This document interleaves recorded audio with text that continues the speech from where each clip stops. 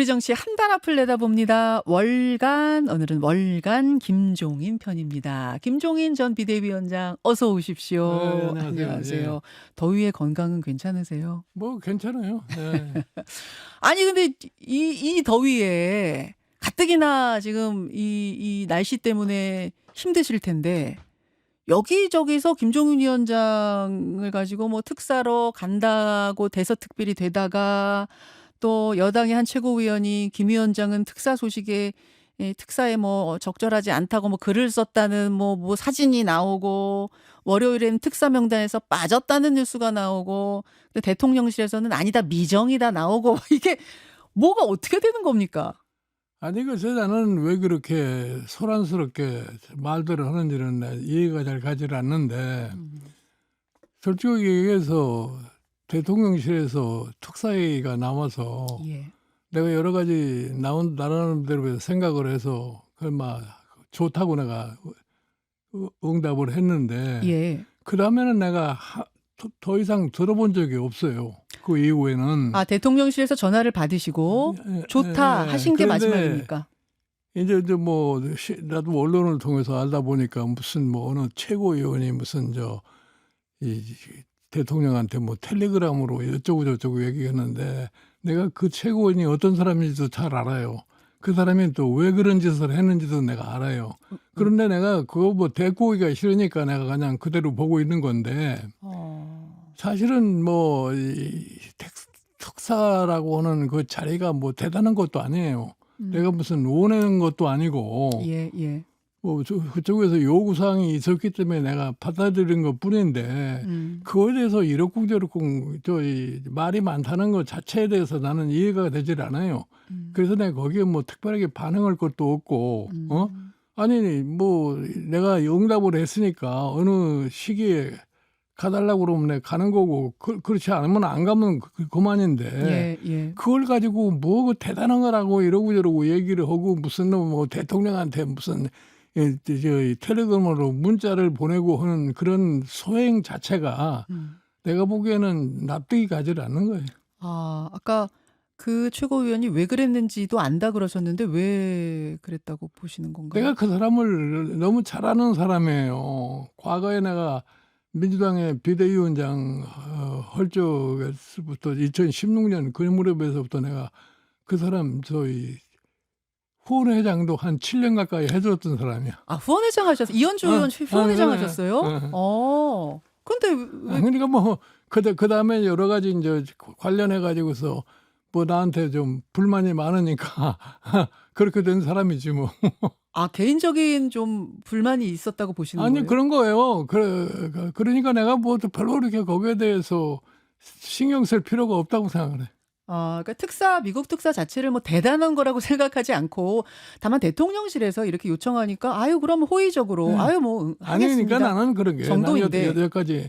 여러 가지 공직을 많이 거쳐봤지만 한 번도 내가 누구한테 부탁을 하거나 내가 무슨 그 자리가 원해서 그렇게 가본 적이 없어요. 예. 요거면은 내가 뭐 예.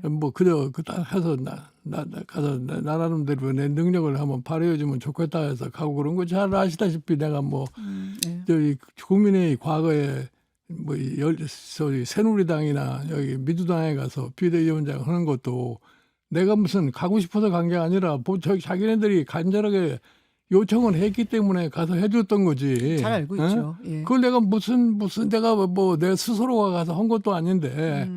그런데 일반 사람들은 생각을 그렇게 안 하는 거지. 어? 그래서 이 다시 뭐 빠진다 들어간다 막 이런 이야기가 있고 기자한테 전화가 오니까 김 위원장님께서 그렇게 유치원식으로 하면 의미가 없다 나는 그러셨어요? 그 기자도 말을 잘못 듣고서 유치원식이라고 쓴 게 나는 유치원식이라는 얘기를 하지도 않았어요. 아, 그렇습니까? 내가 그냥 하는 짓이 좀 유치스럽다고 내가 그렇게 얘기한 거지. 아, 지금 돌아가는 하는 게 유치하다 그러신 거예요.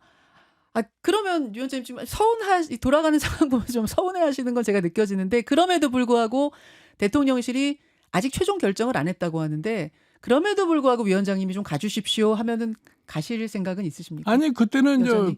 내가 간다고 그랬으니까 예. 내가 그걸 갖다가 거부하거나 그럴 필요는 없다고 생각을 해요. 예. 알겠습니다. 알겠습니다. 아, 그렇게 된 거군요. 상황은. 음. 상황은. 이재명 정부 출범한 지 이제 한 40일 됐습니다. 뭐 예. 평가를 좀 잠깐 듣고 갈까요? 어떻게 보십니까? 내가 보기에는 뭐 지금 뭐 이재명 대통령이 취임해가지고서 지금 한 달 조금 더 지났는데 예. 뭐 지금 상황에서 이 정부에 대한 평가를 내린다고 하는 것은 너무나 좀 시기적으로 맞지가 않는 것 같아요. 좀 이릅니까? 예, 근데 뭐 최근에 여러 가지 그 여론조사상에 나타나는 현상을 보면은 음흠. 대통령 취임해가지고 지금까지는 비교적 또 순탄하게 잘 하고 오지 않았나 이렇게 생각을 해요. 예, 예. 순탄하게 잘하고 있다. 특히 좀 인상적인 장면 같은 게 있으실까요? 아니 그러니까 사실은 가장 중요했던 것이 뭐냐면 소위 내각 구성을 어떻게 하느냐 하는 것이 가장 큰 관심사였는데 예. 내각 구성하는 데는 제가 보기에 좀 깜짝 놀랄 만한 일도 있는 것 같아요. 다른 사람들은 어떻게 생각하는지 모르지만 전체 내각 구성 중에서 나는 노동부 장관 선택이라는 것이 굉장히 특이하지 않았나 이렇게 생각을 해요. 아, 노동자 출신의 예. 기관사 노동부 장관. 지금까지 대한민국 정부가 수립하는 이후에 현장 노동자가 노동부 장관이 된 게 지금 처음 있는 일이에요. 처음 있는 일이죠. 예. 그 점에 대해서 사실은 전반적인 근로자들이나 일반 저소득층이 생각할 적에는 상당히 좀 호의적인 그런 반응을 보이지 않나 이렇게 봐요. 그러니까 상징성이 그만큼 그런 있다는 거죠. 거죠. 예, 서민들의 어떤 뭐랄까요, 이 기운을 북돋우는 그러니까 뭐 이런. 여태까지 우리나라 노동부 장관의 과거 사람들을 볼 것 같으면 노동부 장관이 마치 경제부처 장관처럼 노동자의 관심은 좀 딴 데다 두고서 뭐 자기들도 무슨 경제 부처에 뭐 협력하는 이런 소위 태도만을 보였는데 뭘 갑작스럽게 현직 기관사가 지금 노동부 장관이 됐기 때문에 네. 이제 근로자들이 생각하기에 저 사람은 그래도 우리 편을 들 수 있겠구나 하는 그렇죠. 생각을 하는 거 아니에요? 그것에 대해서 지금 가장 인상적인 장면, 가장 칭찬할 장면으로 꼽아주신 거네요. 나는 그렇게 봐요. 그렇게 지금. 보세요. 예. 그렇게 보세요. 근데 지금 인사가 다 끝난 게 아니고요. 이번 주에 인사청문회가 줄이어서 있습니다. 가장 이슈가 되고 있는 후보자는 강선우 여가부 장관 후보자, 그리고 이진수 교육부 장관 후보자입니다. 특히 강선우 후보자 같은 경우에는 이게 다름이 아니라 보좌관에 대한 갑질 논란인데요. 어떻게 보세요? 그거는 내가 이렇게 봐요. 예. 그분네들이 무슨 장관이 될 수 있다고는 생각을 했으면은 사실 몸조심을 많이 하고 자기 주변을 잘 다스리고 그랬을 텐데 그런 생각을 안 하다가 그룹 가서 뭐 장관이다 보니까 그런 문제가 터져 나오는 거 아니겠어요? 예, 그러니까 예, 나는 예. 사실은 뭐 과거에 저희 입각을 한 사람들도 대부분 볼 것 같으면 여러 가지 문제가 있지만 다 입각을 하는 그런 전례들이 있잖아요. 예. 그런데 내가 보기에 여기서 가장 심각한 문제가 뭐냐면은 나는 교육부 장관은 이진수 씨라고 생각을 해요. 교육부 왜냐면 장관. 그 교육부 장관 후보자. 그분은 지금 문제가 된 것이 뭐냐면 표절의 문제가 아니잖아요. 예. 예. 예. 근데 사실은 학문의 세계에서 표절이라는 것은 결국 가서 남의 학문을 도둑질한 거나 비슷하다고 생각하는 거거든요. 윤리의 문제다 그 말씀이신 그러니까 거죠? 그런 소위 말하는 학문적으로 봤을 적에 문제 있는 분이 과연 교육부라고 하는 그런 중차대한 자리를 갖다가 제대로 시행을 할 수 있겠느냐 하는 점은 난 지적할 수 있다고 봐요. 그렇게 보세요.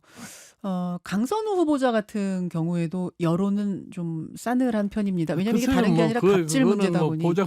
보좌관들하고 그 보좌관을 거르고 있는 의원들 사이에 뭐 그런 마찰이라는 거는 뭐 항상 있을 수가 있다고 생각하는 거기 때문에 그 도를 좀 넘은 건 아닌가요? 근데 쓰레기를 갖다 버려라. 강상우 지금 장관 후보자가 어느 정도 그런 측면에서 또 심하게 했는지 안 했는지는 내가 좀 잘 모르기 때문에 뭐라고 얘기를 할 수가 없고. 예, 예. 예. 그렇군요. 그럼 결국 기준은 지금 논란이 되고 있는 후보자들 기준은 뭐 국민 눈높이 어떻게 이재명 대통령이 이 당연한 여부를 거죠. 정해야 그러니까 된다고. 사실은 이 장관 후보자 자신들이 그런 사례가 이제 발각이 되면은 자기가 사실은 장관의 취임음으로 인해서 대통령에게 이게 얼마만큼 누가 되느냐 안 되느냐를 본인 스스로가 판단을 해서 결정을 하면은 그 쉽게 끝나는 건데 일단 하여튼 임명을 받으면 욕심이 생기기 때문에 아, 지명을 그, 받으면. 그런 소위 생각을 하기가 어려운 것 같아요. 아. 그러니까 대통령의 입장에서 이게 누가 되느냐 안 되느냐를 스스로 좀 판단해야 된다. 그 말씀이신 거예요. 스스로 판단한다 그러면 지금 자진 사퇴를 뭐 둘 다 해야 된다고 보세요? 아니면 한 사람만 해야 된다고 보세요? 아니 그러니까 본인들이 스스로 판단하면 내가 이런 소위 과오를 가지고서 장관이 됐을 적에 이것이 대통령의 소위 해가 되죠. 어느 정도 피해가 되느냐 안 되느냐는 판단할 수 있을 거 아니에요. 해가 되는 정도입니까? 안 되는 정도입니까 지금? 그건 내가 그 판단은 스스로 해야지. 스스로 해라. 예, 예, 스스로 예. 해라. 알겠습니다. 알겠습니다. 아, 뭐 국민의힘의 비대위원장, 뭐 민주당 비대위원장도 지내시긴 했습니다만 최근까지 국민의힘 비대위원장을 지내신 분이니까 국민의힘 상황 좀 네. 지켜보겠습니다. 항상 양쪽 날개가 중요하다고 말씀하시는 분이잖아요. 민주주의는 양날개로 날아야 한다. 양날개가 건강해야 한다. 근데 지금 국민의힘 상황이 참 어렵습니다. 지지율이 4년 8개월 만에 10%대로 주저앉았고 텃밭이라고 불렸던 소위 텃밭이라고 불렸던 지역에서도 지지율이 지금 안 나오고 있는 상황. 혁신위원장을 띄웠는데 혁신위원장의 말빨도 안 듣고 있는 상황. 왜 이런다고 보십니까? 근데 뭐 사실은 이 국민의힘의 내부적인 걸 들여다볼 때 생리적으로 네. 혁신을 하기가 굉장히 어려운 정당이 아닌가 봐요. 나는 이번에 소위 대선 이후에 국민의힘의 돌아가는 모습을 볼 것 같으면은 예. 과연 저 당이 대한민국의 소위 정치 민주화를 위해서 소수 야당으로서의 기능을 제대로 할 수 있을 것이냐 하는 것에 대해서 굉장히 좀 염려스러운 생각을 하는 사람이에요. 아, 그러니까 내가 국민의힘에 솔직히 얘기해서 2번이나 가서 예. 참 여러 가지 조력을 해본 거지만 예. 그 당의 생리로 봤을 적에 예. 그 당에 지금 주류를 이루고 있는 영남 출신 의원님들 있잖아요. 예. 이분들은 당의 진로에 대해서 별로 크게 관심이 없어요. 예전에도 그랬고 지금도 그래요. 그렇죠. 그게 생리예요. 그러니까 자기네들은 그 지역의 특성으로 봐가지고서 공천만 받으면 국회의원이 될 수 있다고 하는 이런 자신감이 있기 때문에 아하. 좀 밖에서 뭐라고 그런 것에 대해서 별로 그렇게 신경을 쓰지 않는 거예요. 신경을 쓰지 않는다. 네. 그러면 어제 보도가 되면서 화제가 됐던 왜 뭡니까? 리셋 코리아 운동본부 뭐 거기서 이제 윤 어게인을 외치는 전한길 강사도 오고 뭐 이런 자리에 지도부가 지금 또 참석해가지고 여러 가지 말들을 내고 있거든요. 이런 것도 그런 크게 신경 안 쓰기 때문에 그런 거예요. 아니 그러니까 결국 가서 한편으로는 뭐 당을 혁신한다 그러면서 또 다른 한편은 또 그런데 소위 관심을 가지고 지도부가 움직이고 하기 때문에 그러니까 사실은 본질적인 개혁이라고 하는 것이 이루어지기가 힘들다 이렇게 말씀드리는 거예요. 아, 그러면 지금 탄핵의 바다 건너자 하면서도 계속 저렇게 건너지 못하고 있는 모습이 보여지는 건 네. 핵심 지지층, 전통적인 지지층, 자기 지역구만 챙기는 그분들 그 구조가 그대로 있기 때문이다. 그러니까 내가 보기에는 저희 전통적인 지지층도 예. 영원히 그렇게 갈 수는 없을 거예요.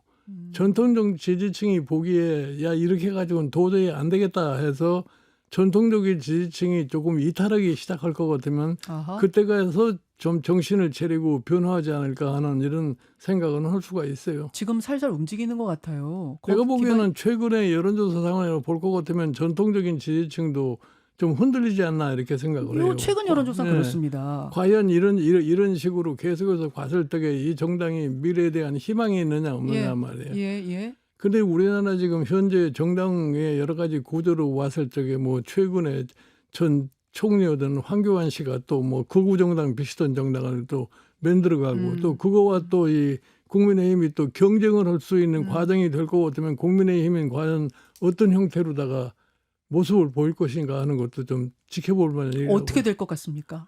모르겠어요. 뭐 지금 현재로 보면은 국민의힘은 여기 극우적인 성향으로 가는 그런 모습을 보이는 것 같아요. 자, 두 가지 질문 드리고 유튜브로 넘어가겠습니다. 첫 번째 질문. 결국 국민의힘을 아끼는 지지자들 입장에서 볼 때는 전당대회가 회복할 수 있는 살릴 수 있는 어떤 전환점이 돼야 할 텐데 다가오는 전당대회 누가 대표가 돼야 살릴 수 있다고 보십니까? 글쎄요, 내가 보기에는 뭐 지금 전당대회 대표로 누가 출마한 것인지도 정확하게 나타나지 않고 있기 때문에 예. 지금 기본적으로 이 국민의힘은 왜 오늘날 지난 10년 동안 이런 모습을 보이게 됐느냐를 생각을 해봐야 돼요. 그러니까 2000년, 2016년 총선에서 결국 가서 국민의힘이 수도권에서 일당을 갖다가 민주당한테 뺏긴 거 아니에요. 예. 그때 민주당이 수도권을 가지고서 일당이 돼가지고 그 이후로 계속해서 민주당이 지금 수도권을 갖다 완전히 장악하는 정당이 돼버렸어요. 예. 근데 그 요인을 제대로 분석을 해야 되는 거 아니에요. 그러니까 사실은 이 당이 위기에 봉착하게 되면은 위기를 가져오게 된 요인이 뭐라고 하는 것에 대한 분명한 분석을 해가지고서 그 요인을 제거를 해야만이 당이 다시 정상적인 상황으로 그렇죠. 갈 수가 있는 건데 그렇죠. 그것에 대해서 별로 관심이 지금 없었던 거예요. 관심이 없어. 그나마 그럼 누가 오면 그걸 관심 가지고 좀 할까요? 그 보이는 인물들 중에. 그거는 내가 보기에서 어떤 사람이 그 일을 예. 해낼 수 있을지 예, 잘 예. 모르겠어요. 예를 들어서 지금 나오겠다고 하는 분 조경태 의원, 뭐 양양자 의원, 또 누구 있어요? 김문수 전 장관도 나온다 안 나온다 뭐 이야기들이 오가고 있고, 또 누구 있나요? 한동훈 전 대표는 매일 마음이 좀 왔다 갔다 한다는 이야기도 들리고요. 나경원 의원 얘기도 나오고요. 예. 예, 어떻습니까? 안철수 의원 또 출마 선언했고요. 예. 내가 보기에는 사실은 국민의힘의 내부 구조 자체가 예. 누가 당 대표가 되든 간에 본질적인 변화를 가져오기가 굉장히 힘든 일일 거예요. 지금 상황에서. 지금 예를 들어서 이번에 상법 개정안만 하더라도 네. 뭐 처음으로 지금 이재명 대통령 정부 수립 이후에 여야가 합의돼 가지고 법안을 만드는 거 맞습니다. 아니에요. 예. 그건 이미 2011년 대선 때 박근혜 대통령 후보 당시에 이미 경제민주화와 관련해 가지고서 하겠다고 약속했던 상황이라고. 근데 그것도 지금까지 전혀 관심도 없고 보이지 예. 않다가 또 예. 지금까지도 예. 사실은 그걸 반대하지 않았어요. 예. 그 상법 개정안을 갖다가 윤석열 대통령이 거부권을 발동했던 건데 예. 그 이제 와서 보니까 이 세상이 이렇게 무조건 반대해서는 안 되겠다 하니까 그 합의 통화를 갖다 시킨 거 아닙니까? 그러니까 사실은 문제가 뭐냐면은 세상이 변하고 경제 구조, 사회 구조가 변할 것 같으면 국민 자체가 의식적으로 변하는 건데 예. 예. 거기에 정치가 적응을 못하니까 지금까지 성공을 못한 거예요. 지금 이제 목소리 톤이 한 톤 높아지셨어요. 하실 말씀이 굉장히 많은 것 같습니다. 라디오 청취자들과는 여기서 인사 나누고 유튜브로 김종인 위원장 모시고 가겠습니다. 위원장님 잠시만요. 네.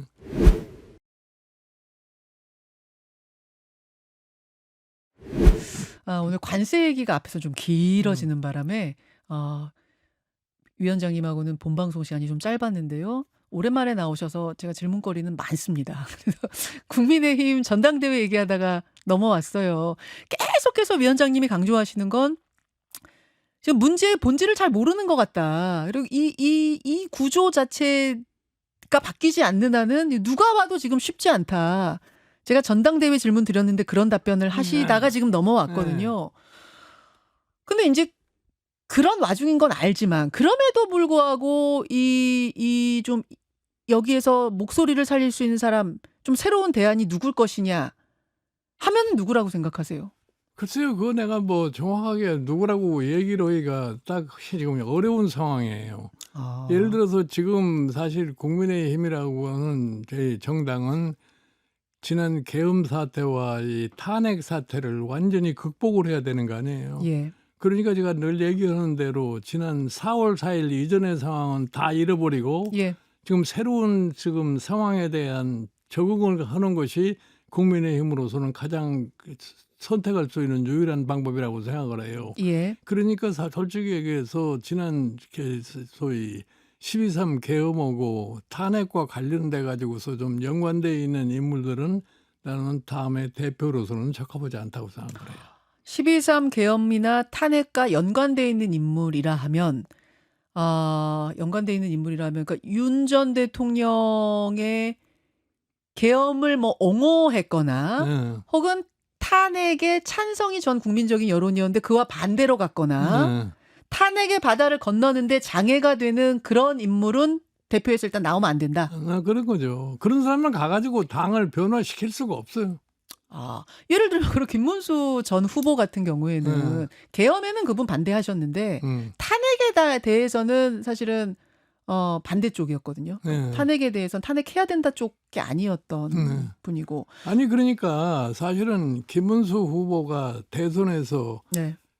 낙선할 수밖에 없었던 거는 그러한 부담을 가졌던 후보이기 때문에 네. 대통령이 될 수가 없었던 거예요. 그렇죠.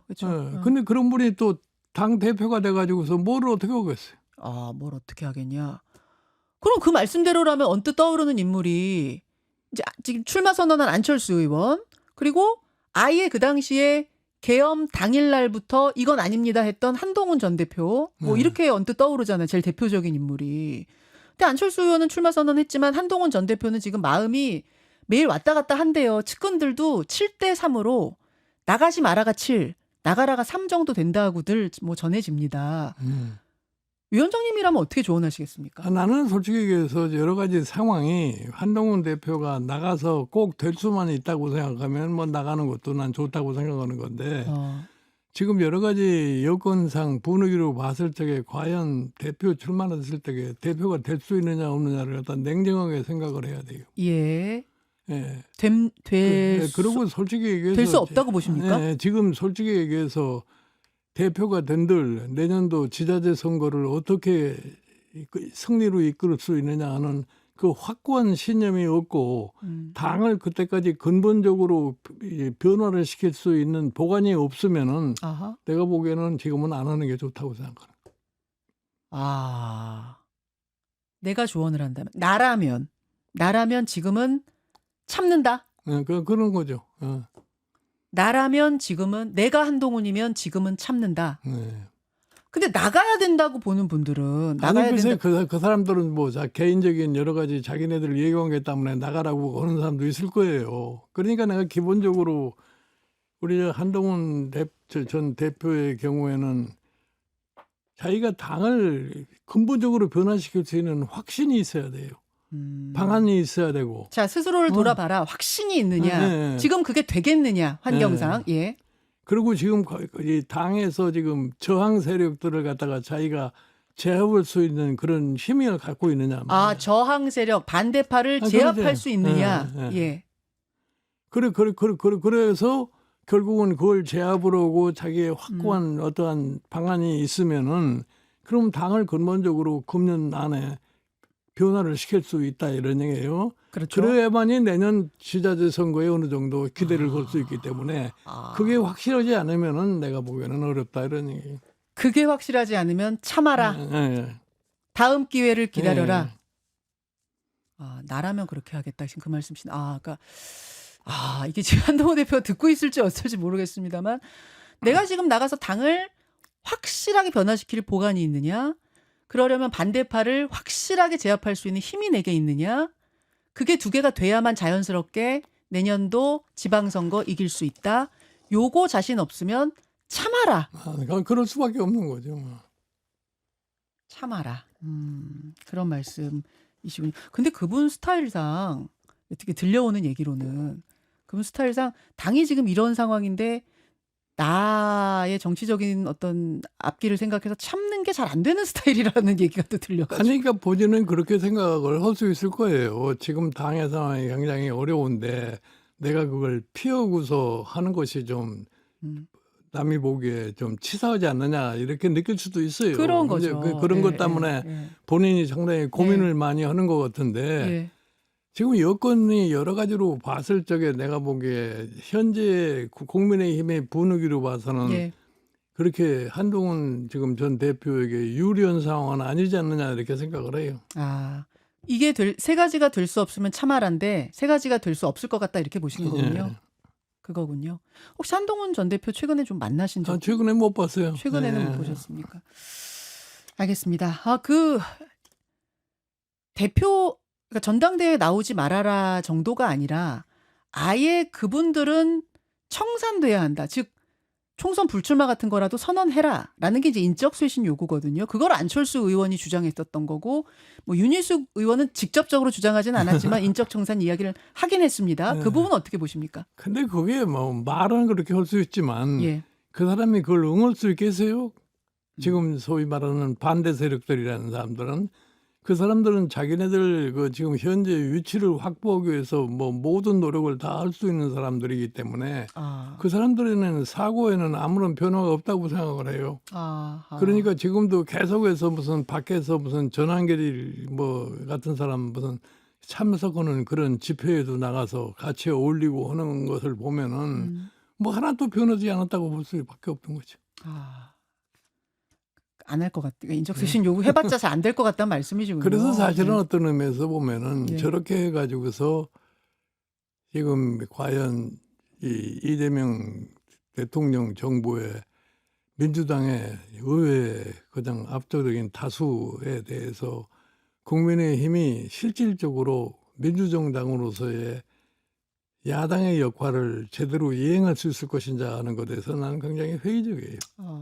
그리고 지금도 저 사람들 하는 걸 보면은 일단 대통령이 됐음에도 불구하고 네. 계속해서 얘기하는 게 과거에 그 이재명 대통령이 당선되기 전에 얘기했던 그 사법 리스크만 가지고 계속 지금 떠들고 있는 거 아니에요. 그러니까 그렇게 해서 결국 가서 아무런 성과를 거뒀지 모르는 그런 걸 경험을 해봄에도 불구하고 지금도 그 사고방식에서 전환을 못했기 때문에 내가 보기에 앞으로 이 국민의힘의 소위 진로라는 것이 굉장히 어렵지 않겠냐 이런 생각을 해요. 굉장히 어렵지 않겠느냐. 뭔가가 좀 잘 빛이 안 보인다는 네. 말씀이시군요. 알겠습니다. 알겠습니다. 뭐 결국 왜 이렇게 됐느냐 건너서 앞으로 가다 보면은 윤 전 대통령의 계엄이라는 네. 어처구니 없는 그 상황인데 지금 윤석열 전 대통령은 구치소에서 소환 조사를 거부하고 버티고 있는 상황이거든요. 이거 왜 그런다고 보십니까? 그건 뭐 본인이 뭐 아직까지도 대통령 때 자존심을 지금 가지고 있기 때문에 그래서 지금까지 뭐 저런 식으로 버틸 수 있다고 생각하지 않느냐를 봐요. 아직도 대통령이라고 생각하는 걸까요? 아니 그러니까 내가 사실은 이 12.3 개헌에 대한 그 자기의 잘못을 갖다가 지금 전혀 인정을 안 하려고 그러는 거지. 아직도. 네. 하긴 오늘 뭐 그 부정선거론자인 한 교수를 접견한다고 해요. 아직 뭐 결정이 최종 난 건 아니지만 지금 진행 중이라고 합니다. 그 구치소에서. 접견에서 뭘 할 거예요? 나는 그 오늘 오다가 내 뉴스에 들었는데 예, 예. 그 저 미국서 온 그 교수라는 사람들도 전혀 한국 실정도 모르고 헛소리를 갖다 하는 사람인데 어허. 나는 뭐 서울시가 그 사람을 초청을 했다고 그러는데 서울시는 무슨 목적으로 그런 사람을 초청을 했는지는 납득이 안 가요. 서울시가 초청한 네. 거예요? 그래서 여기저기서 좀 강연하다가 음. 윤 전 대통령 이제 접견까지 지금 하러 그런 가는. 거죠. 그러니까 뭐 서울시가 무슨 포럼에 초청을 했다가 지금 이 문제가 되니까 그건 예, 예. 강연하는 것도 취소를 하고 취소, 뭐 예. 서울대학교 가서 예. 강연하고 한 것도 그것도 서울대학에서 취소를 시키고 이제 예. 그런 모양인데 예. 내가 보기에는 그런 식의 자꾸 그 엉뚱한 짓을 해가지고는 그게 우리나라 정치 발전에 아무런 도움이 되지 않을 거예요. 알겠습니다. 윤은 왜 그러는가? 이게 질문이었는데 네. 자존심 아직도 자존심 때문에 그러는 거다. 뭐 그렇다고 하는 거죠. 뭐. 예. 잘 많이 보셨잖아요. 원래 스타일이 좀 그래요. 지금 탄핵까지 되고 자신이 저지른 일이 얼마나 어마어마한 일인지 아직도 모르나요? 아니 그러니까 그 윤석열 대통령이 사실은 검찰에서 자기 지금 성격이 굳은 사람 아니에요. 예, 예. 그 상황에서 자기 스스로가 해방을 하지 못했기 때문에 본인이 자기가 주장하는 것에 대해서 누가 거기에 대해서 딴 얘기를 하면은 그걸 못 받아들이는 못 성격이라고. 예. 조언을 못 받아들이. 그리고 그거 많이 겪으셨죠? 그 못 받아들이는 거. 그리고 더군다나 내가 이제 보기에는 대통령이 되면은 대통령이라는 것이 지금 근대 사회에서 대통령의 소위 역할이라는 것에 무엇에 대한 인식이 잘 안 돼 있어요. 그래가지고 대통령이 되면은 뭐든지 마음대로 할 수 있다고 보는 이런 착각 속에서 살지 않았나 이렇게 생각을 해요. 예, 예. 그렇기 때문에 12.3 계엄 같은 것도 나온 거예요. 나온 거고. 예. 지금도 그 착각 속에서 못 빠져도. 내가 보기에 거기에서도 아직도 해방이 안 된 것이. 내가 왕인데 내가 계엄을 못할 걸 한 거야? 이런 생각을 아직도 하고 있다는. 그러니까 버티고 있는 게 아니냐. 그런 말씀입니다. 이야기를 조금만 앞으로 돌려서요. 아까 이재명 정부 40일에 대해서 아직 평가하기는 좀 이르다. 다만 인상적이었던 건 노동부 장관을 현직 노동자로 임명한 점, 지명한 점, 요게 인상적이라고 말씀하셨는데 경제 정책 면에서 보자. 뭐 경제 전문가시니까요. 소비 쿠폰 이제 곧 받습니다. 15만 원에서부터 55만 원까지 1인당 지급을 하는 이 정책은 어떻게 보셨는가 궁금합니다. 근데 사실은 그런 정책이 나올 수밖에 없게 된 거는 뭐냐면 우리가 코로나 사태를 겪으면서 예. 문재인 정부 자체가 그런 거를 갖다가 초기에 잘 인식을 해가지고서 했으면은 아마 오늘날과 같은 상황은 안 생겼다고 생각하고 그래요. 근데 이제 코로나 사태로 인해 가지고서 자영업자, 소상공인 이런 사람들이 거의 경제적으로 사실 어려운 상황에 처했기 때문에 네. 그 사람들이 빚을 많이 질 수밖에 없잖아요. 그렇죠. 그러니까 다른 나라에 예를 들어서 보면 독일 같은 데만 해도 코로나 사태가 생기니까 정부 스스로가 GDP 대비 정부 부채 비율을 20%나 높여가지고서 그래가지고 정부가 소상공인이나 이런 자영업자 이런 사람들의 매출이 감소가 되면은 그것이 다 부가가치세 납세 기준에 다 나타나 있으니까 거기에 대해서 정부가 다 보조를 해준 거예요. 예. 근데 우리는 전혀 그걸 정부가 안 하니까 결국 가서 그 사람들이 생존을 하기 위해서 빚을 진 거 아니에요. 그러니까 빚을 지니까 이제 지금 저희군에 와서 뭐 이자도 내야 되고 하니까 결국 가서 이 자영업자 소상공인이 거의 몰락하는 형태되어 있고 저희 빚을 갚지 못한 연체가 이렇게 되고 하니까 그러게 대해서 오랫동안 참 도저히 생존이 불가능한 이런 사람들에서 이 부채를 갖다가 감해준다는 이런 얘기를 하는 거고 그리고 지금 그 이후에 소비가 하도 지금 침체 상태에 놓여 있으니까 지금 쿠폰을 갖다가 발행한다는 얘기 아니에요. 그러니까 지금 이 쿠폰에 발행하는 것이 사실은 정부 재정을 투입을 해가지고 이게 마중물이 돼가지고 한국 경제가 팍 튀울 수 있는 그런 여건이냐 하는 것은 좀 우리가 정확하게 판단을 해야 돼요.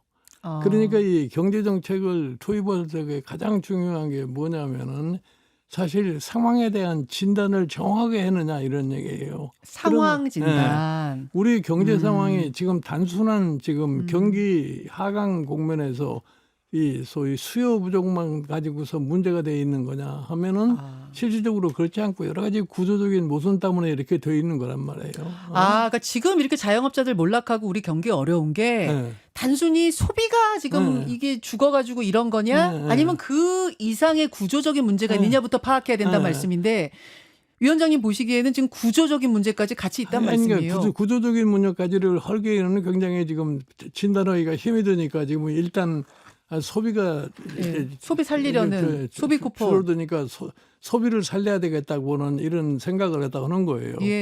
내가 이런 얘기를 왜 드리냐면은 일본이 1990년대에 경제가 침체기 있으니까 소비가 안 되니까 경기 부양책으로다가 경제를 살릴 수 있다고 생각을 해서 참 엄청난 부채를 사용해서 정부가 지출을 엄청나게 늘려놨어요. 돈을 풀었어요. 그럼에도 불구하고 일본 경제가 살아나지를 못해서 결국 와서 잃어버린 30년이 된 거 아니에요. 그렇죠. 그러니까 우리는 그런 룰을 범하지 않아야 된다는 것이 내 입장이에요. 그러니까 지금 상황에서 이번에 뭐 추경을 통해서 이미 준다고 하는 거는 뭐 이거 이미 결정된 거니까 더 이상 얘기할 필요가 없고 앞으로 우리나라 경제에 대한 소위 진단을 좀 보다 명확하게 해야 되겠다. 이것이 구조적인 문제. 예를 들어서 우리의 지금 경쟁력이라고 하는 것이 중소제조업의 경쟁력이라는 것은 형편없이 추락을 해버렸어요. 중소제조업의 경쟁력. 그러니까 지난 10년 동안에 박근혜, 문재인, 이 윤석열 정부를 겪으면서 우리네 경쟁력이라는 것이 굉장히 취약해져 가지고 지금 중국한테 거의 모든 분야에서 경쟁력을 상실하고 있는 그런 상황에 놓여 있어요.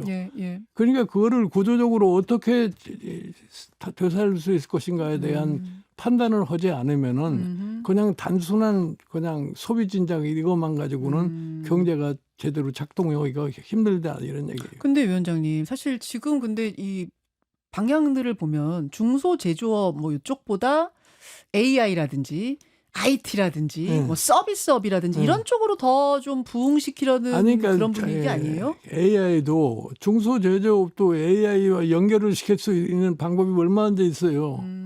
그러니까 사실은 우리나라가 지금 문제가 되는 게 뭐냐면 우리가 과거에는 밤낮 무슨 뭐 초격차 예, 이렇게 예. 얘기를 해가지고 중국과 경쟁해서 우리가 절대로 밀리지 않는 것처럼 얘기를 하지 아주 않았어요. 월등한 격차. 예. 근데 지금 중국이라는 나라는 2015년에 시진핑이가 중국 제조 2025년 금년이 마지막 해인데 예. 거의 그 제조 2025년에 지금 87% 정도가 성공했다고 그러는 거예요. 그러니까 중국이 제조 25년을 갖다가 책정한 게 뭐냐면 1차적으로 대한민국보다는 경쟁력을 높인다. 아. 그러고서 뭐 30년대 가면은 일본과 미국의 독일의 경쟁력을 따라잡고 뛰어넘는다. 35년도에는 미국도 따라잡는다 이런 한 거거든요. 아. 근데 그런 사이에 지금 우리가 지금 뭐 말은 요란하게 많이 했지만 뭐 소자적에서 AI만 해도 그래요.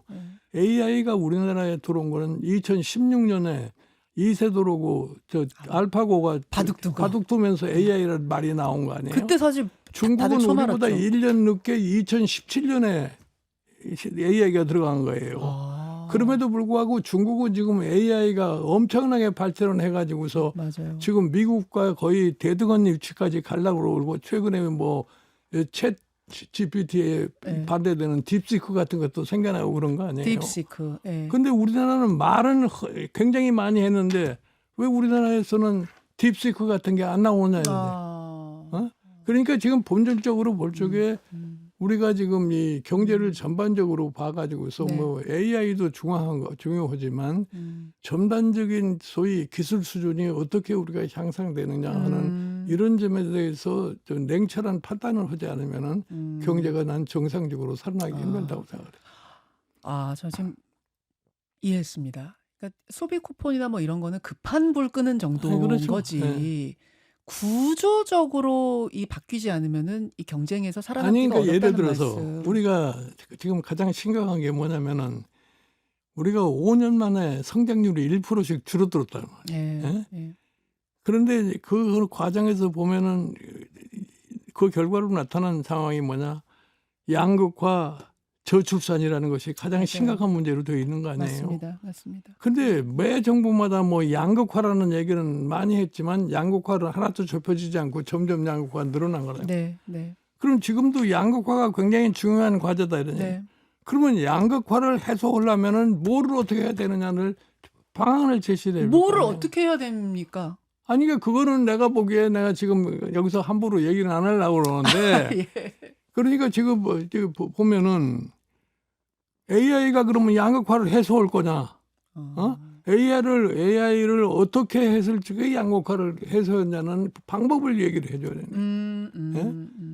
그러니까 지금 보면은 그래서 지금 사실은 이 양극화를 해소하려면은 그 힘이 들어요. 힘이 들어요. 힘이 드니까 힘이 들 것 같습니다. 예. 어려운 일은 안 하려고 그러는다고. 빨리 성과가 나는 건 안 하려고 그런다고. 아. 그러니까 단기적인 성과에만 집착하다 볼 것 같으면 중장기적으로 해야 할 일을 못하게 되는 것이 현실이란 말이에요. 빨리 성과 나는 것들만 톡톡 지금 하고 아니 그러니까 우리나라가 해왔다. 예를 들어서 1997년에 IMF 사태를 만났는데 네. IMF 사태를 만난 원인이 바로 어디 있는 거예요. 당시 김영삼 대통령이 취임해가지고서 초기에 소위 말하면 신경제 100일계획인가 해가지고 막 밀어붙이지 않았어요. 예. 그 나도 과거 정부처럼 성장률을 연간 8%씩 달성해야 되는데 방법을 얘기해라. 그러니까 단순한 우리 경제 관료들이 그러려면은 재벌들에게 자량권을 많이 줘야 된다. 재량권, 재벌 규제. 그러다가 결국 가서 과잉 예. 부채, 예. 과잉 시설, 예. 과잉 투자, 과잉 시설 나가지고 그게 결국은 IMF까지 오게 된 거 아니에요. 그러니까 지금 이 대통령이 취임을 하면은 결국 가서 경제 성장에 관심을 갖는다 생각을 하면은 경제 성장을 어떻게 빨리 할 수 있느냐. 그러면은 쉽게 나온 답이 뭐냐면은 대기업들에게 차량권을 많이 줘야지 빨리 성장합니다. 거기에서 양극화는 점점 벌어질 수밖에 없게 된 거 아니에요. 그러니까 이 소위 말하는 이 중소제조업 이런 데에 관심을 가지려고 그러면은 예. 해결책이 빨리 나오지도 않고 그치. 생색도 안 나고 생색도 안 나고. 그러니까 밤낮 밀어버리고 난 거예요. 그러니까 점점 더 격차는 더 심해질 수밖에 없는 거. 오케이. AI 하지 말라는 거 아니고. 그렇지. 그런 신기술도 빨리빨리 가져와야 되는 거 맞지만 중소기업이라는 또 우리 산업의 굉장히 큰 부분을 차지하고 있는 이런 부분과 연결시키지 못하는 것들은 결국은 이 구조 자체를 흔들거리게 한다. 그러니까 생색만 내는 거다. 예를 들어 쉽게 얘기해서 예. 우리나라의 전체 고용을 따져보면은 17% 가까이가 소위 대기업과 국영기업에 종사를 해서 정상적인 임금을 받는 사람들이에요. 17%예요. 그다음에 80%가 예. 넘는 사람들이 예. 전부 중소제조업이나 중소기업이죠. 이런 데 예. 있어 가지고서 예. 그 사람들 임금의 절반 맞습니다. 정도 이렇게밖에 못 받아요. 맞습니다. 그러니까 이 양극화는 예. 점점 벌어질 수밖에 없는 거 아니에요. 예, 예. 그런데 그 사람들을 정상적으로 임금을 받게 할 수 있게 하려면은 뭐를 어떻게 해야 된다는 것을 갖다가 제시를 해줘야 할 거 아니에요. 제시해줘야 된다. 근데 그 힘든 일이니까 그 힘들죠. 얘기를 잘 안 하는 거예요. 잘 그 부분을 고민하는데 저 그냥 언뜻 생각난 게요. 그러니까 크게 우리나라가 잘하는 것들이 있잖아요. 예를 들어서 김종인 위원장이 복지부 장관 하실 때 의료보험제도. 예. 우리나라 최고 아닙니까? 아니, 미국에서 맹장 수술하려면 그게 뭐 얼마요? 뭐 1,000만 원이 든대나 2,000만 원이 든대나. 우리는 그냥 맹장 수술은 보험 있으면 일도 아니죠. 이거 다 만든 분이시거든요. 이런 거. 예를 들어서 반도체 우리 요새 밀리고 있습니다만 뭐 엄청나게 앞서갔던 그 반도체도 선견지명으로 일찌감치 가져왔던 뭐 이런 것들 이런 게 좀 툭툭 나와야 될 것 같은데 그런 것들이 어느 순간부터 우리가 좀 아니, 없어진 것 같아요. 지금은 우리도 예. 이제 선진국 경제라고 그러잖아요. 예.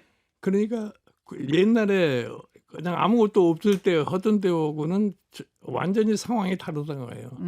지금 구조적으로도 굉장히 네. 복잡해지고 규모도 굉장히 커졌기 때문에 뭐를 지금 금방 넣어가지고 효과가 날 수 있는 방법이 없어요. 예, 그러니까 예, 우리가 예. 꾸준히 연구 개발을 갖다가 해서 새로운 기술이 나고 새로운 기술이 사실 상업화로다가 옮겨져야 되는데 우리 실질적으로 보면은 우리나라가 GDP 대비 연구비는 세계에서 1등이에요. 그런데 성과를 달고 볼 것 같으면 세계 10위 안에도 못 들어요. 그리고 왜 그렇게 그런 짓이 생겨나느냐 하는 거에 대한 예. 냉정한 분석을 해가지고 그거를 예. 어떻게 시정을 해야 된다 생각해야 예. 할 거 아니에요. 예. 그럼 우리가 예를 들어서 중국 같은 나라가 어떻게 지난 10년 동안에 장족의 발전을 해가지고서 신기술 면에서 굉장히 앞서갈 수 있는 여건을 만들었나.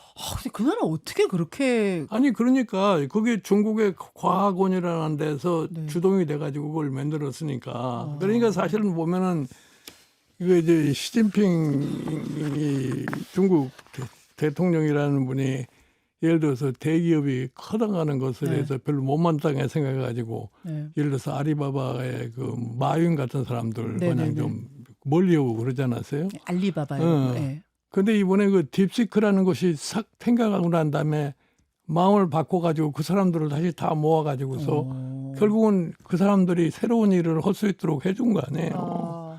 그러니까 이 정부의 정책이라는 거는 시대가 바뀌면은 시대 바뀐 거에 대한 인식을 철저히 하고 거기에 적응을 해야지 사실은 경제 성장도 잘 되고 국민도 거기에 따라올 수 있는 맞네. 그런 거라는 걸 갖다가 인식을 해야 되는 거예요. 맞네요. 과학원이라는 거 만들어서 예. 전폭적으로 지지해주고 인재들 다 모아가지고 해라. 예. 하고 싶은 거 다 해라. 전폭적인 지지.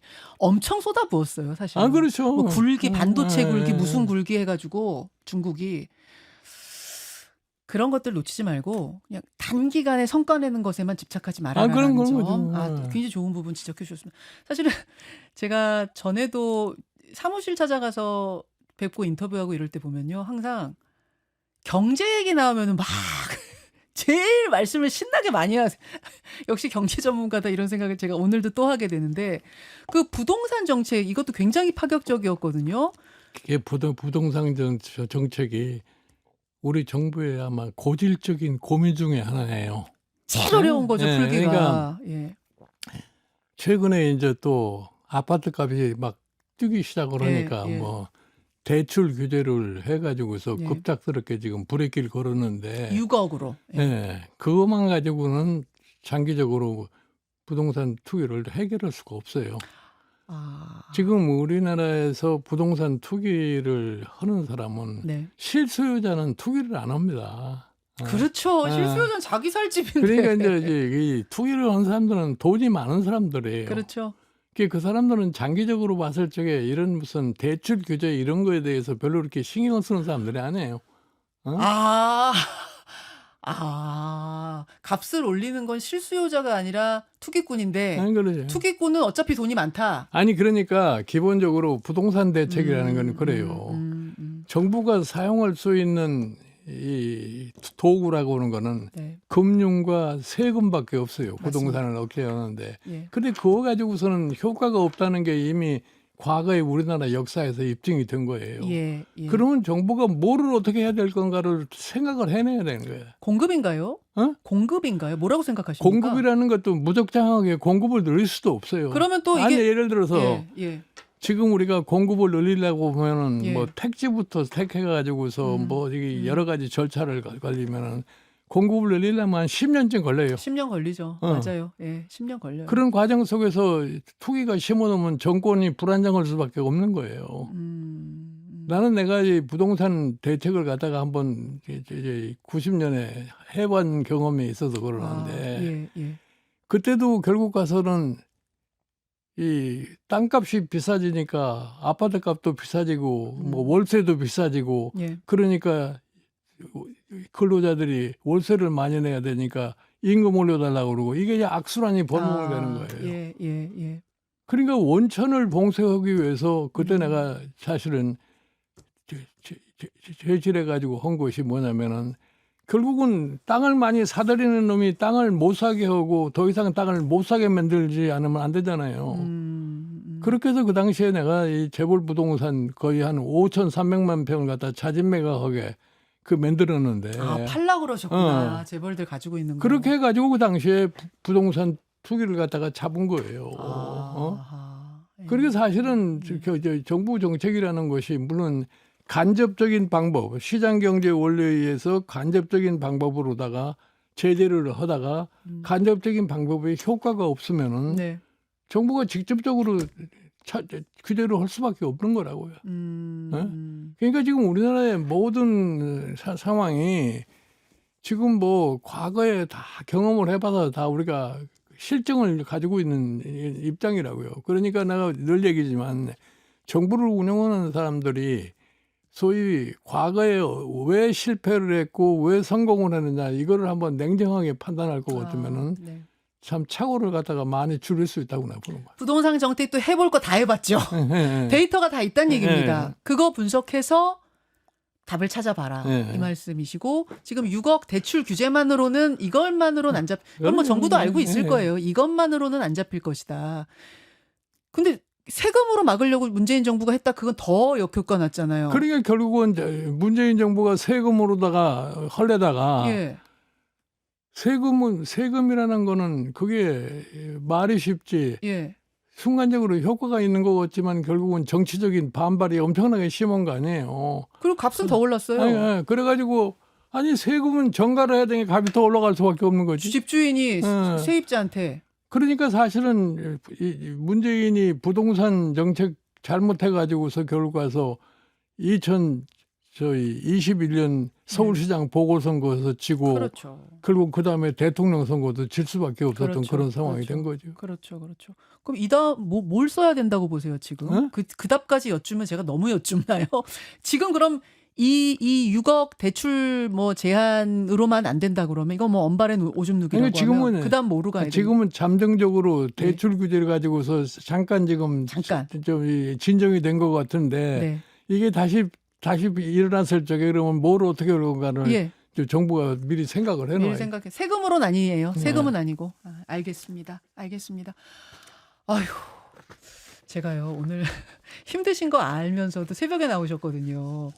힘드신 거 알면서도 여쭙고 싶은 게 많아요. 워낙 위원장님 연세가 지금 여쭤도 됩니까? 뭐요?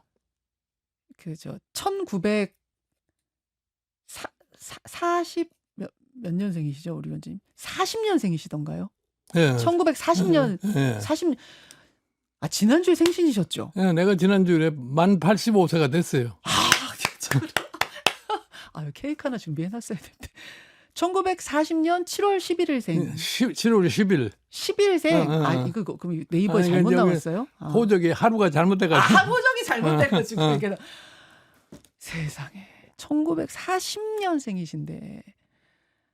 저도 아까 챗GPT를 대신하는 중국의 AI 이런데 딥시크가 언뜻 생각이 안 났는데 어떻게 딥시크를 다 그렇게 원고 하나 보지도 않으시고 딥시크를 다 하시고 예전에 뭐가 알파고가 어쨌고 저쨌고 이게 어떻게 머릿속에 그게 생생하게 다 아니 모르겠어요. 나는 하여튼 들어가 계십니까? 나는 지금 뭐 사실은 매일매일 시간이 남으면은 내가 최근에 돌아가는 이 문헌들을 많이 내가 보고 있기 때문에 이제 뭐 항상 머리가 좀 제 나름대로 지금 작동을 한다고 내가 봐요. 그냥 작동하는 정도가 아니라 어린 저보다 더 잘 작동하는 뇌를 가지고 계시는 것 같습니다. 제가 광화문에 있는 사무실, 거기 가서 인터뷰를 나눈 적이 몇 번 있는데 책도 그냥 최신 서적들이 막 쌓여 있는. 이 흐름을 놓치지 않으시려고 엄청 노력하시는 분이어서 무슨 저 연세 많으신 분이 가서 뭘 어떻게 이거는 택도 없는 뭐 또 뭘 비대위원장을 하셔 이거는 말이 안 되는 소리입니다. 젊은 정치인들보다 젊은 경제인들보다 이 흐름을 더 잘 알고 계시는 분이에요. 이건 제가 확실히 압니다. 오늘도 정말 귀한 말씀 너무 잘 들었습니다, 위원장님. 이재명 정부 이제 40일 됐는데요. 뭐 지금은 허니문 기간이죠. 이제 앞으로 어려운 일들이 많이 닥칠 텐데. 아니 근데 사실은 정말로 나는 이렇게 생각을 해요.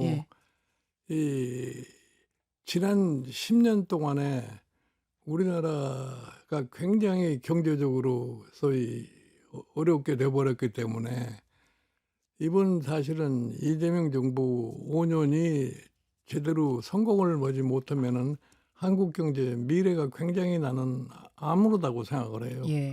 그러니까 하여튼 이재명 이 대통령이 정부가 경제 정책에서 성공하기를 갖다 내 바라는 사람이라고. 1순위는 경제입니까? 그렇죠. 결국은 경제가 잘못되면은 정치가 안정이 될 수가 없어요. 1순위는 경제. 지금 망가져 있는 경제를 반드시 살려라. 반드시 성공하라. 그러니까 이제 섭섭히 얘기해서 이재명 정부가 지금서부터 시작해서 내년 봄까지 경제 운용에 대한 확실한 방향이 제시가 되지 않으면은 그 다음서부터는 국민들이 상당히 불안해질 수밖에 없을 것이다. 알겠습니다. 저는 더 여쭙고 싶은 말씀 많은데 오늘은 일단 너무 힘드실 것 같아서 저도 힘들어요, 사실은. 여기까지 하고 다음 월간으로 또 모시죠. 위원장님, 지금 저희 이 청취자들이 생신 축하드린다고 문자를 막 와. 생신 축하드립니다. 생신 축하드립니다. 지금도 청춘이신 것 같다고. 고맙습니다, 여러분. 옳은 말씀입니다. 많은 문자 주시고 계시는데요. 저게 아무리 건강하셔도 저긴 안 저 글자는 안 보이시죠? 저 글자. 요걸 드리면 보이시려나요? 저희가 커피 쿠폰을 청취자들한테 특히 여러분 지금 청취율 조사 기간이어가지고 02로 시작하는 전화 받고 계시죠? 청취율 조사 전화 받으시고 이분들한테도 커피를 지금 막 쏘고 있거든요. 한 3분 정도 골라주시겠습니까, 박사님? 위원장님? 여기서? 거기 앞에 보이실까요? 여기서 아무데나 누르면 돼요? 아무데나 누르시면 됩니다. 생신 축하해 주시는 분을 주시면 더 좋을 것 같아요.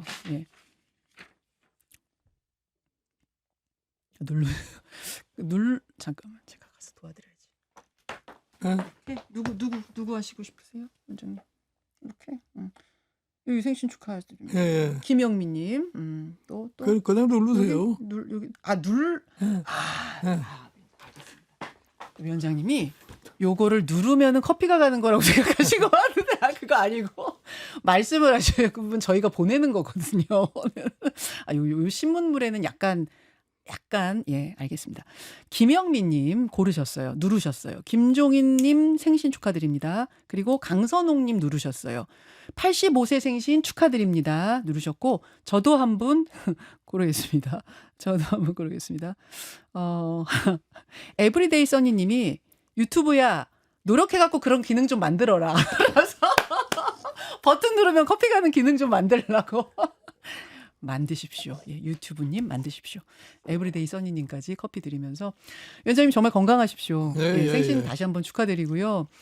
이렇게 해안을 가지고 정말 오랫동안 이 역사 속에서 우리 정책의 흐름을 다 지켜보신 분이 조언도 많이 해주셨으면 좋겠어요. 정부 잘 되라고 조언도 많이 해주셨으면 좋겠습니다.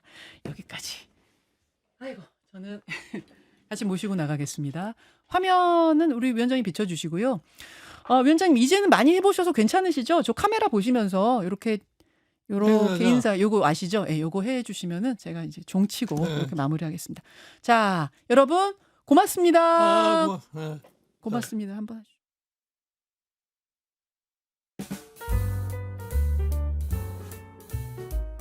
김현정의 뉴스쇼는 시청자 여러분의 참여를 기다립니다. 구독과 좋아요, 댓글 잊지 않으셨죠? 알림 설정을 해두시면 평일 아침 7시 10분 실시간 라이브도 참여하실 수 있습니다.